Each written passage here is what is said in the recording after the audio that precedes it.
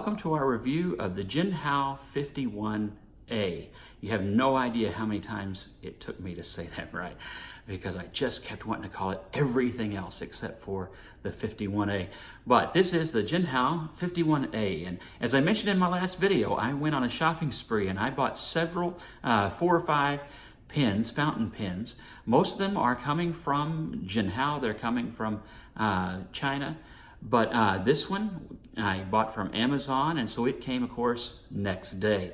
And so I've actually had this one for a couple of weeks, longer than the one in the last video. This has become my everyday carry. I really like this pen, and we're going to flip the camera, and I'm going to show you why. Okay, so we have here the Jinhao 51A, and it is, the model number is back here, if that will focus on that, is on the back of the cap.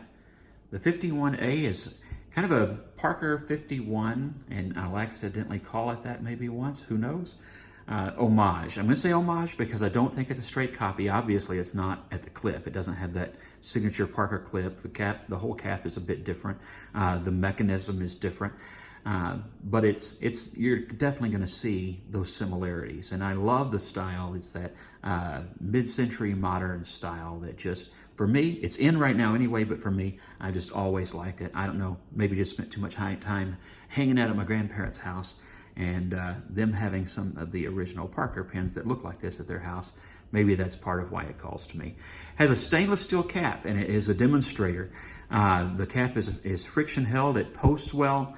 You'll notice right now, I have an ink cartridge in it that came from Jinhao. It came with the pen, I think 2 ink cartridges in kind of a velvet sort of a pouch, which is unusual. Most of my Jinhao pens have come in just plastic wrap, but this one actually did come with like a velvet pouch thing.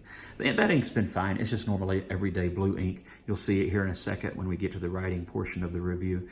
But it does normally come inside, and this one did. It normally comes, Jinhao's do, with a piston converter. And so you'll be able to put your own ink in there. So I have a Jayarbon Blue Azure that I put in the in the Jinhao 159, which I reviewed just recently, and you can catch that video. The link will be at the end of this one. You can see that ink color, but this one just has a normal blue that we'll look at today.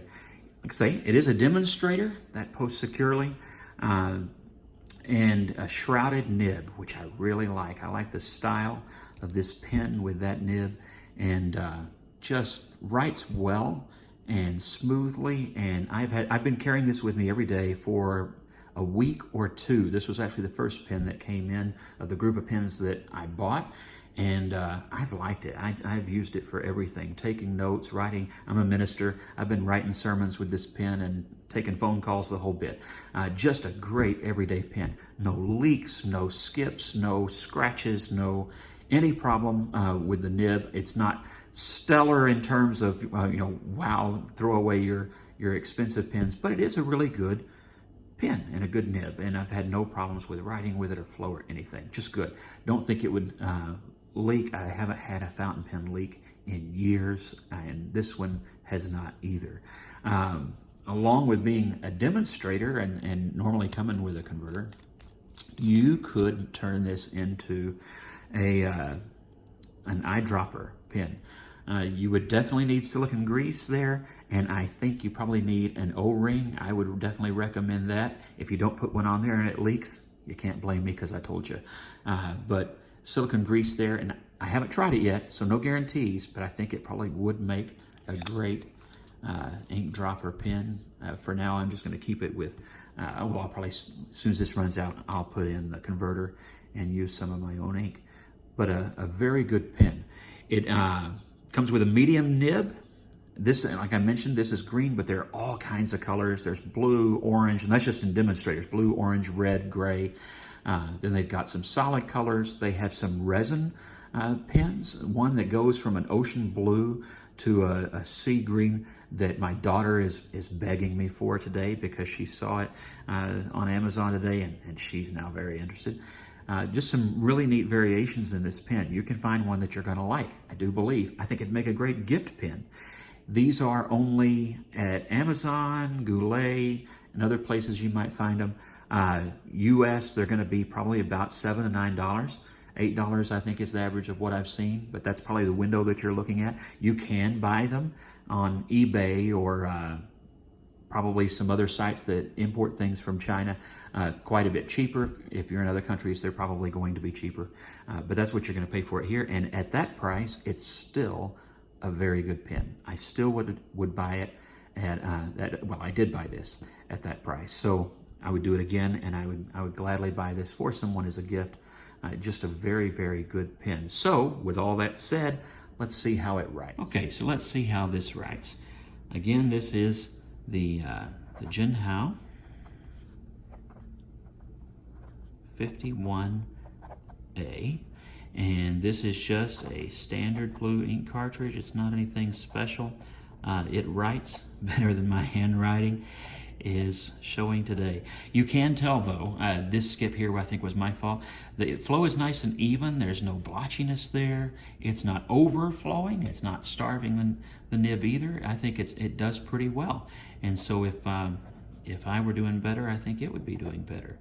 So there you go. You can see that that's actually on the pen's part, it's doing great. So I recommend it. If you're a beginner and you're just getting into fountain pens, then this may be the one for you. If you're wondering, why would I even begin with a fountain pen? What am I doing?